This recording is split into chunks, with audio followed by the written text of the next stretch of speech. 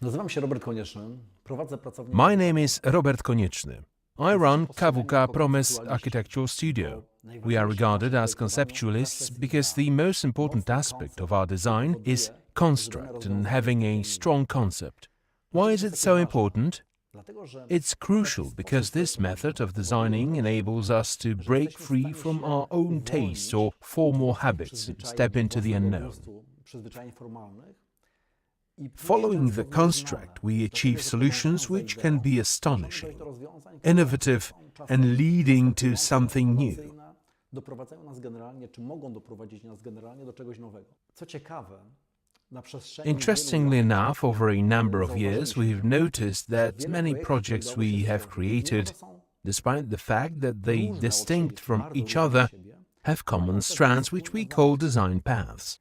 I my te wspólne wątki nazywamy w biurze ścieżkami projektowymi. Kiedy zaczynamy We can say that when we start a new project, we do not strike the previous outcomes out, but we always have this ambition to provide some added value, something new as seen in this presentation. Co zresztą zobaczycie w czasie tej prezentacji. Each of the paths is marked with a particular strand, a particular motive. Today I would like to talk about a so-called topographic path. Projects within this path are characterized by a certain indistinctness of boundaries between architecture and environment, blurring of these boundaries. It's not clear where the building ends and where it starts. Today I will present 5 projects which are seemingly different from each other, but all address the strands I previously mentioned, each in its own separate way. The first building that I'd like to present is the safe house, where the form is completely secondary. The building is more than just a construction. The first project was not accepted by our client due to his specific safety requirements. This is the second one. When I was on my way from the meeting with the client, I had to reset myself, think about it in a different way. At the same time, the atrial house was under construction. I have to describe the atrial house history first in order to explain where the idea of the safe house comes from and how it works. In the atrial house, there was a problem with the driveway. Actually, with the side of it, because it was placed on the southwestern side where the garden was supposed to be located. That is what became the motive of our project. Take a look, that's the idea. We can see an optimal location of the building in terms of sunlight and the opening onto the garden. The driveway has been lowered on the level down and leads up to the house. Coming in, you can't see what is happening in the garden. To make the communication comfortable, an atrium has been created in the middle of the building where the driveway rises back to the ground floor level, making it possible to park on the ground level. Here you can see finished building. We are in the driveway zone and then moving under the building and reaching the inner atrium exactly in the entrance zone, which is accessible for visitors. To get to the garden, we have to go through the building, and only then we are in the intimate zone, accessible only for inhabitants. This scheme shows that a new type of building was created. That's why it's called atrial. There is a double A because a classic atrial house has got an entrance from the outside, and there is an intimate garden inside, whereas here the entrance is inside and everything opens onto the outside. Let's return to the safe house, with a view from the street side, where the fence gates are opening. While designing it on the second attempt, I was constantly designing a similar zone to the one in the atrial house. This zone can be reached by everyone, but it separates us from the garden. However, there is one difference. In the atrial house, it occurs on 2 levels, as the driveway is lower and the garden is higher. In the safe house, it takes place on 1 level. Then the idea turned up. I thought, what if these dividers disappeared? And then we had it. Take a look at how it was applied to the architecture. When the building is closed, it looks like this. But every morning when it opens onto the garden, its 2 unusual shutters, eastern and western walls, move and connect with the fence. The fence becomes a part of the building which creates a pre-entry area, meaning that the daytime area is being extended to the surrounding garden. Children playing in the garden can't get outside to a busy street accidentally if somebody opens the fencing gate, one of the most important factors about the building functions. You can see the plan of the house when it is closed and the plan of it when it is open. Visible is a plot of land, and this scheme shows that when the house is closed, its safety zone is included only within the building outline. But when the walls open, the safety zone is extended to the surrounding garden. Movable elements of the building change the spatial layout of the plot by making spheres. And importantly, it could look like this, or completely different. It could be a traditional house with a red roof, white walls and completely different fence. However, if it worked like this, it would also be a safe house because it is important how it works and not how it looks. Okay, but this is what our house looks like. We aimed at obtaining an absolute architectural coherence of still and mobile elements. The only exception is the southern gate because it acts as a screen for evening projections, which can be watched from the garden. When all these elements of the house open, we obtain one big day space and the fence becomes a part of the building, as if it defines the space in a completely new way.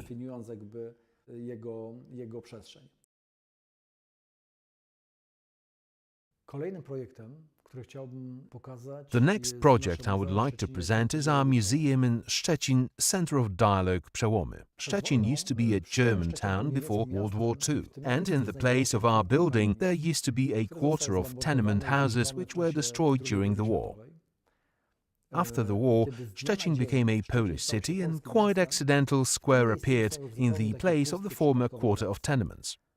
Then the square witnesses some more tragic events in December 1970 when 16 demonstrators were killed fighting the communist militia, and since then the square became a place of remembrance. Hence the idea to establish a museum about recent history of Szczecin right there. An international competition was announced, and when we arrived there for the first time, the square looked like this. There was a monument called the Angel of Freedom dedicated to December events, and right next to it the construction of Szczecin Philharmonic Hall, designed by Barocci Vega, was supposed to stand out. Back then we already knew that the building of Philharmonic Hall would be iconic for the city, and we decided to keep our building in the background. We decided to combine two contradictory traditions of the place in our building: the pre-war quarter of tenements and the post-war square. Here's what the concept looks like illustrated. You can see the pre-war quarter and the post-war square, and our concept that combines those two traditions to create an urban hybrid, the square and the quarter.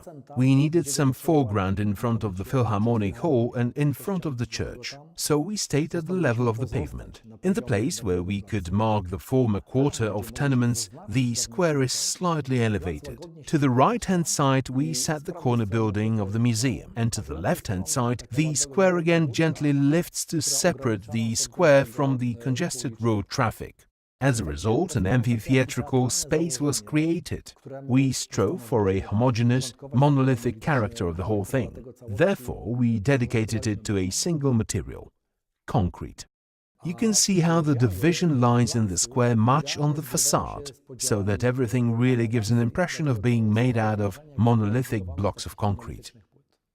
When you take a look at the situation now, it is hard to tell which part of the square actually holds the museum. It's only the section through the ground floor that shows it's only a small section of the square where the museum is placed. That was the initial scope of the competition.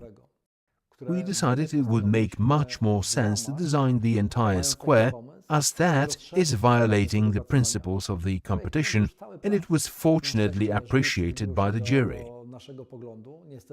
Unfortunately, nobody increased the budget for our design. Coming back to the building.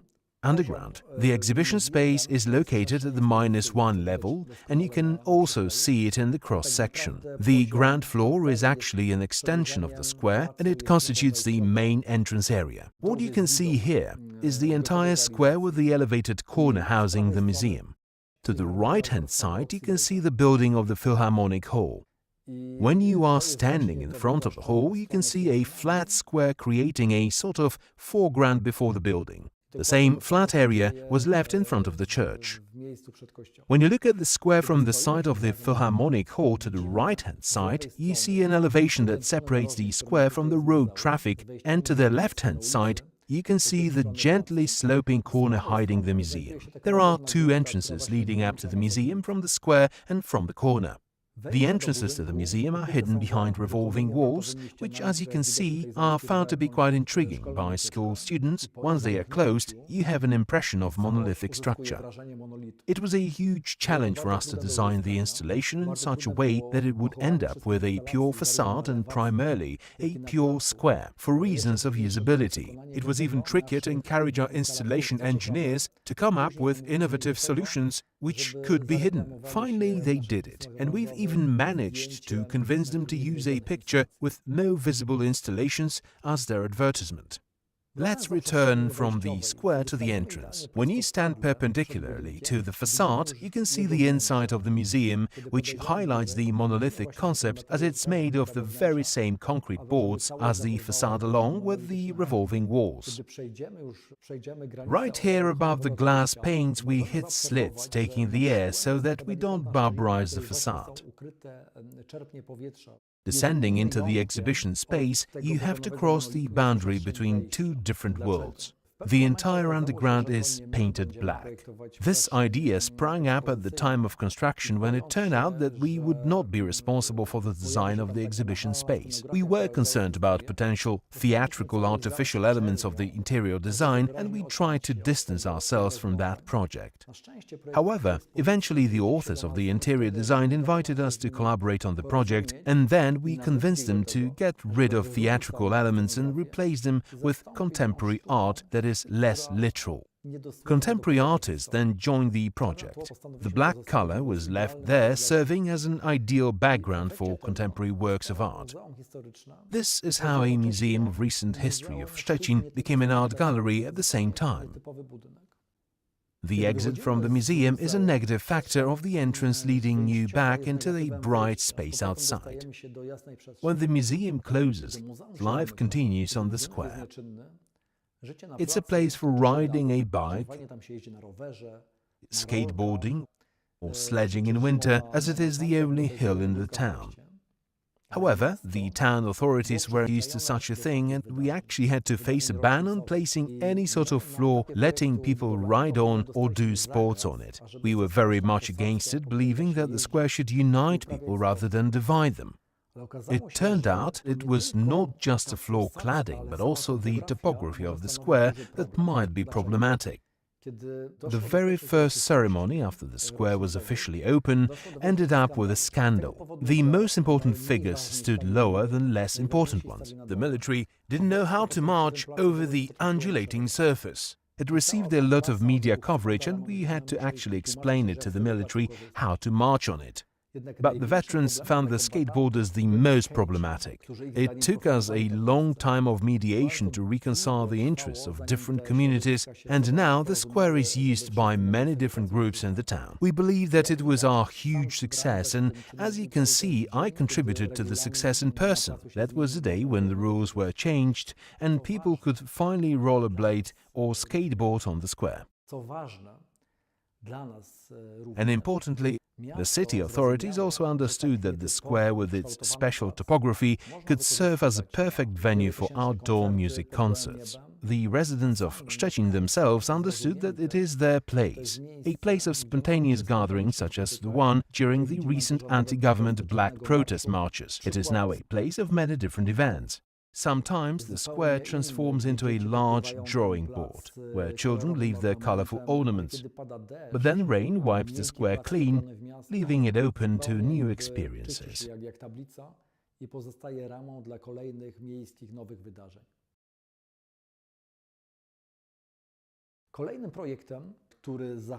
Another building which concerns the topographic path is my ark, my own house, whose history is quite crazy. Everything started from finding a beautiful plot of land on the hillside of Równica mountain, and then I started working on the project. When everything was ready to start the construction, a building permit was obtained and the construction took off. Annoyingly, there were a series of landslips in the region at that time, a phenomena which had been unknown so far on that scale.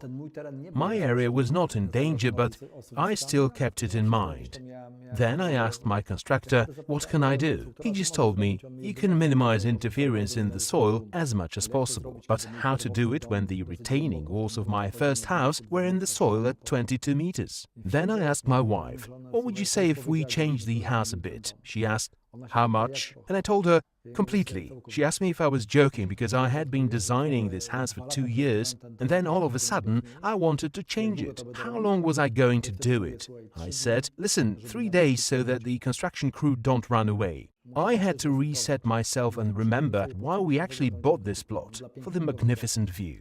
Okay, so the house has to be framed for the landscape. We should achieve some view from each room, preferably if it was a one-story house. My wife had already wanted a one-story house. She was afraid of the wilderness around.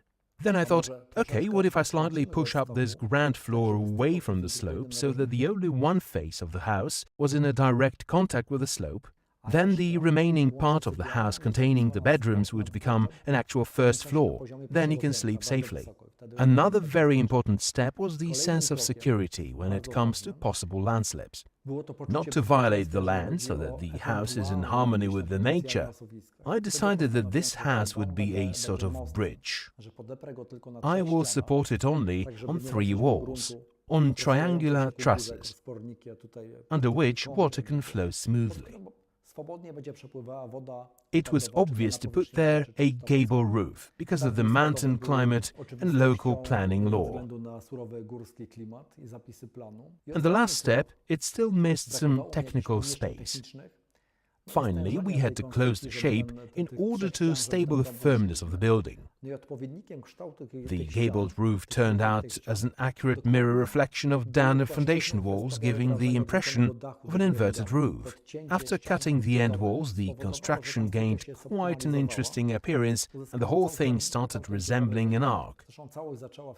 That's why it is called Konieczny's arc. Let's focus briefly on technology as it is crucial here. In order to simplify the building and lower the cost, I decided that the construction walls would be the facade at the same time, and I would put insulation inside. Take a look, you can see a shuttered casing of the arc here. When concrete was delivered, the terraces were done at once. When the shuttering was taken off, parts of the casings were finished. You can see the reinforcement which is about to turn into facade. Just a roof is made of wood and second-hand shuttering boards so that nothing is wasted. It is covered with TPO membrane whose color resembles concrete. Here you can see all finished elements such as walls, ceiling and pocket in the floor, which was to be filled with insulation. This led to an interesting idea in accordance with construction physics. The insulation was moved 5 centimeters away from the walls to enable ventilation. Take a look at how it was made. There are small blocks of styrodur attached to the inside of the walls. Styrodur boards are screwed to them and polyurethane foam is sprayed all over it, which is completely airtight.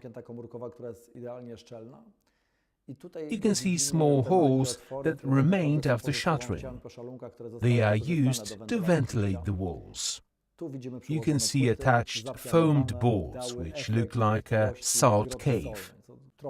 It frightened me a bit, but on the other hand, it inspired me to leave one of the boards uncovered and painted to look nice and be cheap at the same time. Let's move to the most important thing now. The house was supposed to be a frame for the view. However, it opens onto the northeastern side fully, and only partly from the south. Why is it so? The right side is a daytime space open onto the surroundings. On the left it was about the sense of security, and this is why there are bedrooms at this safe height. It's the view from the inside of the house. It is just a background for the view. On the left, the glass was moved to the edge of the building to enjoy the skyline of the mountains. From the south, they are pulled back, what creates a roofed terrace and protects from warming up the inside when it's hot. When the weather gets worse, the terrace can be covered with glass panels and we can continue using it. The interiors are very simple and minimalist, local wood and stainless steel, which optically expands these small rooms. It was also applied in the hall connecting the living room with bedrooms, as it is the only place where the sunlight comes in from the west. It works as a periscope. I was wondering if I should install extra shutters from the south in case of a heat wave. My wife asked them as well for a sense of security. I also had to think about an entry because one corner of the ground floor comes in contact with a hillside surface and there is a difference of about 1 meter in height. The idea was to apply a shutter, which is also a drawbridge. It connects the inside with the surroundings and completely changes the house when open. Then the whole surrounding and the inside become one space. When we look at the house at night, we can see light emerging from its bottom. It may seem to be illuminated. The truth is that the light comes from utility rooms because there are cracks where water flows. It is protected with the net which stops snakes from coming in. There I keep wood, household equipment and lawn mowers. To get out of there easily, another drawbridge was applied. By the way, at some point I realized that the house and the garden are a part of the mountain, a part of the hillside. I became aware that the best project of the garden would be no project at all. The best path leading to the house would be just a couple of stones, and the fence would be a temporary electric fence or lack of it. The animals which pasture around cut the grass perfectly. And importantly, I also wanted to have some lighting on the plot, which wouldn't violate its naturalness. That's why the casing of the ark became illuminated. It is a reflector and the whole house is a lamp. The ark's casing saved the lives of rally crew once. Thanks to its shape, nothing bad happened to the participants, and the construction turned out to be very tough, although I hadn't anticipated a collision with a jeep. Another situation sounds unbelievable, but reflects the everyday life of the forest. Animals living on the pasture treat the ark, and to be more precise, the space under its casing as a home. They can find a shelter from the wind and rain, and the edges of the ark are used for scratching. It is amazing. I had never thought of it when the name was invented. The animals added another meaning to the word ark by living here with us in harmony.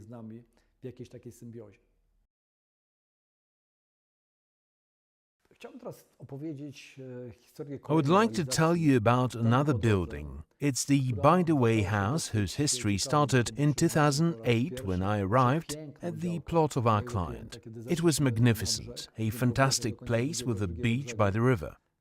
It was foggy then, and it seemed to me there was nothing around. Above there was an old orchard, and I learned that there had used to be an old house. Then we went to his apartment, with the view of the same river, where he started outlining a plan of his future house. This is what it looked like. I realized that he was designing the apartment where we were sitting then and told him that. He said, "Yes, because I like it here." I said, "Okay, but maybe it could be done in a better way." He answered, "Maybe, but I don't want to risk." He also added that he would like to put a daytime space on the first floor to feel safer there. I asked if it is okay with him to be separated from the garden. He said yes. It got worse. He showed me a catalogue with some terrible examples of architecture saying that this house should look like this. I replied, Patrick, I guess it's not a task for us. Anybody can redesign it for you. It would be overpaid if we did it. No, Robert, I want you to do it and make it look like this. Okay, so we decided to phase this project up. The scheme depicts his wish, a new house in the place of the old one which is far away from the street, a house with a pier for his boat at the beach. We prepared 2 or 3 alternative ideas which solve the problem of the detached garden. He rejected all of them, saying that what he designed was the best. We could either step back or face up to his wishes. We found the idea. We thought, since we have to plan a driveway to the house anyway, let's wrap this ugly building, which is disconnected from the garden, with a way. Then let's lead the way from the first floor down to the garden and lower to the beach itself. Basically, the design was ready. The wrapped part makes ceilings, the roof and the walls, and in the middle his perfect functional structure remains. We have one motive that creates the whole building, the by-the-way house. The path runs through an old orchard waving between the trees and arrives at the house. It wraps around the first floor, expanding upwards and downwards towards the view. Underneath, there are ground floor rooms. Then the path unwinds and becomes an elevated catwalk connecting the level of the first floor with the level of the garden and carries on through the trees and along a steep bank towards the river. Looking at the situation plan, it may come apparent that the pier is no longer there. We deleted it as we thought it could be used by anyone and someone could get to the house this way. Take a look at the main level of the house, at the floor plan. The winding band opens out onto the river bank.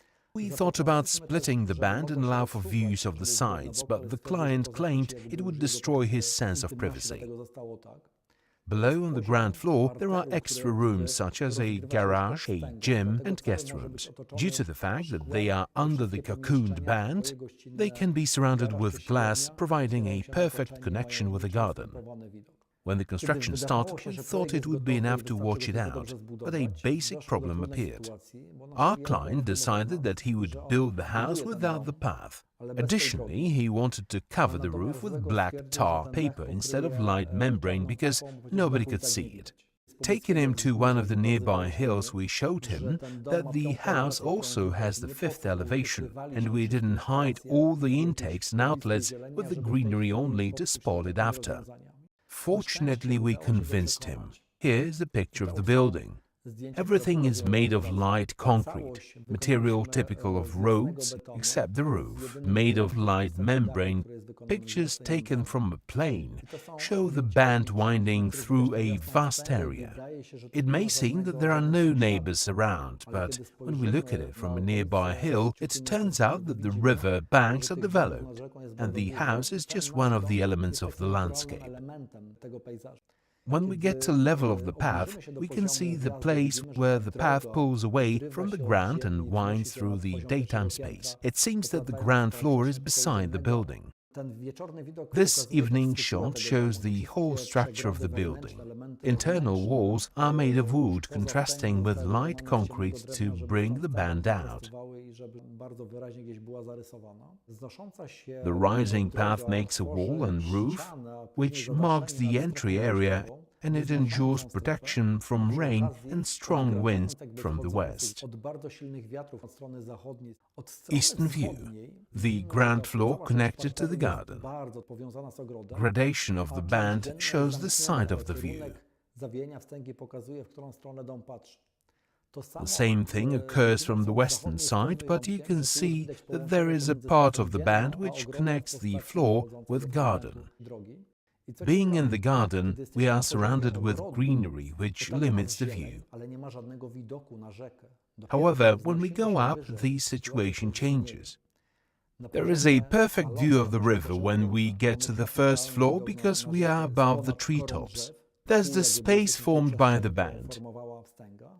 Beyond there is a bathroom which is separated from the bedroom with a wooden partition. Look, the wall, which is a part of the band, was used to build a wardrobe so that the structure of the building isn't violated. It's minimalistic. The view is most important. On the ground floor, we can see particular parts of the space separated with wooden partitions, and because it's below the band, surrounded by glass, with thanks to which we are connected with the garden. However, when we go upstairs to the first floor, we can admire a fantastic view. Here is the band at its highest point. Fault lines in the ceiling resulting from the faulted band are used to hide lighting, ventilation holes and air conditioning. Interestingly, our client asked for the interiors you can see here. He simply didn't like the ones he asked for at the beginning anymore. Let's go down a catwalk which smoothly leads us to the garden. Pay attention to the place where the catwalk connects with the ground. Here it turns into a path matching to the area topography. It's similar to the driveway, but due to the high slope of the ground, it's made of rough concrete to make it more comfortable to walk on it. The path winding between the trees leads us to the river and the beach. When we stop and look at the house, we can only see the first floor, but we can't see the ground floor as it is hidden behind the trees. We arrive at the conclusion that thanks to what used to seem as a ridiculous client's wish, we obtained a much better view. We wouldn't get it if we had followed a standard path. Thanks to the idea of the building, we managed to connect the day space with the garden at the same time and develop it further. That's the story of our cooperation, through which each part gained something new and the by-the-way house was created.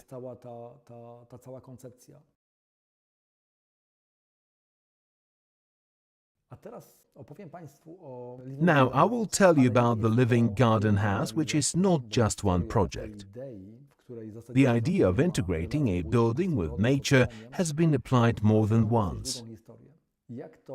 It started with coincidence. It all began in Wrocław, where a building was supposed to be built on a plot with a driveway from the east. The house was supposed to have quite an extended program. We designed it in a linear system with a driveway on the east side and the garden on the west side. We regretted losing the garden in the east. That's why we bent the body of the building to gain a part of the western garden.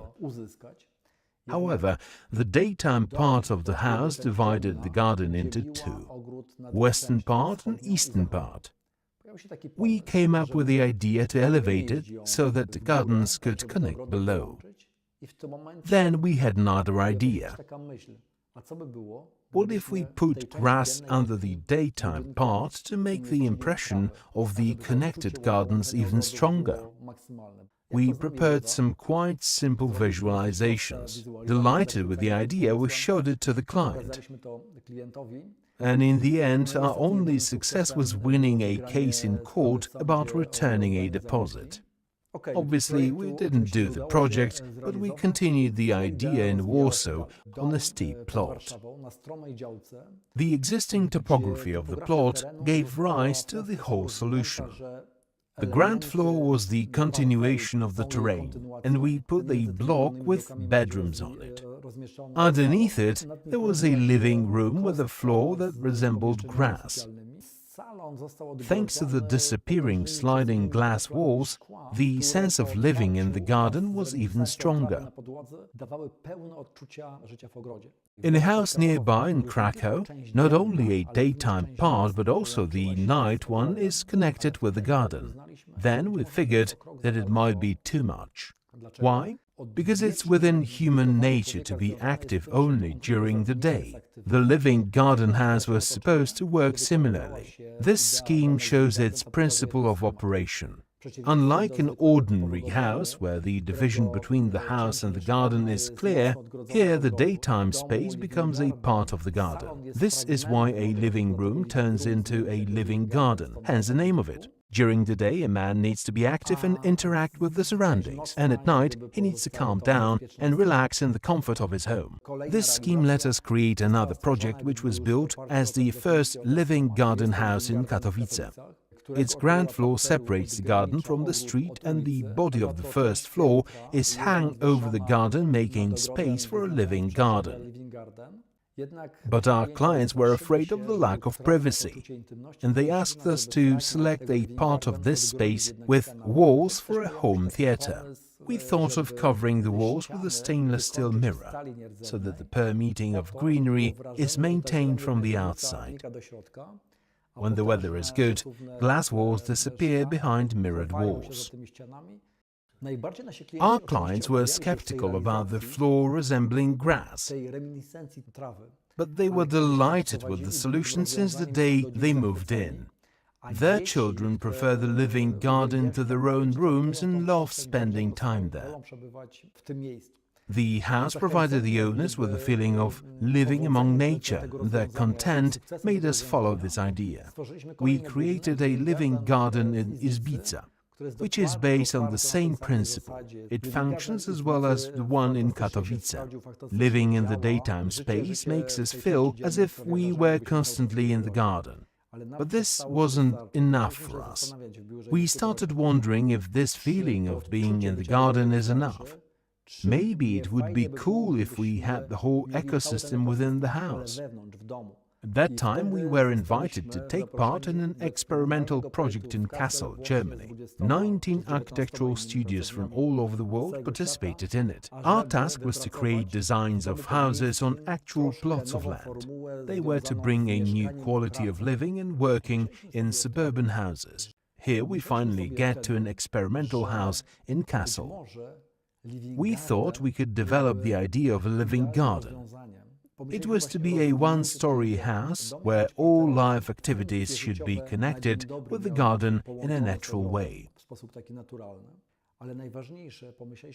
The most important question was, what would happen if we replaced resemblance of grass on the floor with the living grass and introduced the whole ecosystem in the building?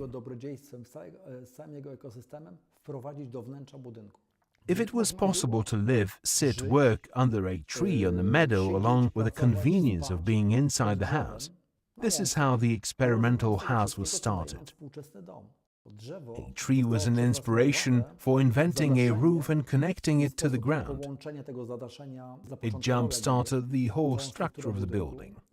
We also thought it would be nice to design it as a flexible construction, flexible to needs. Small houses, big houses. Maybe not only houses, but also buildings with other purposes. We had to design a 100-square-meter house for 2 people. Our structure is based on 2 main ones, which are surrounded with all kinds of living space. In the main structure, apart from built-in furniture, there is also a kitchen and a bathroom with a standard floor. The living space surrounding the main structure is on living grass. It gives inhabitants a complete experience of living in nature and a fantastic microclimate. Take a look at the section plan. On the floor there is hybrid grass, which is enhanced with artificial fibers, ensuring endurance. The watering system is introduced at roots level. Thanks to this, the floor is dry and pleasant to use. A kind of lawn mower, vacuum cleaner, is an inseparable element of the system. They take energy from the sun during the day. The mechanical ventilation fixed in the structures takes care of proper microclimate for people and the grass. Its performance makes slight movements in the grass, which is necessary for its proper functioning. LED lights prevent development of germs and fungi. All the furniture is transparent so that the light can reach the grass. The roof structure consists of a steel grid filled with intelligent glass, which reacts automatically to the change of light intensity. When there is too little light, the whole house remains transparent. In the summer, it dims and protects the house from overheating. Sliding glass walls can be open and pleasant wind may come in while the roof protects the house. Whereas, when it's boiling hot, you can close the space to keep the optimal temperature inside. In the evening, you can isolate from your neighbors' curious glances by closing the external blinds. whilst keeping the roof transparent to look at the sky over your head. The important thing is that the living garden and castle offers a completely new quality of life, close to nature and the changing cycles of times of day and seasons. Such proximity to nature is brand new in architecture. We believe that one way of architecture's future is no architecture. Thanks to advanced technologies, it could become less obtrusive.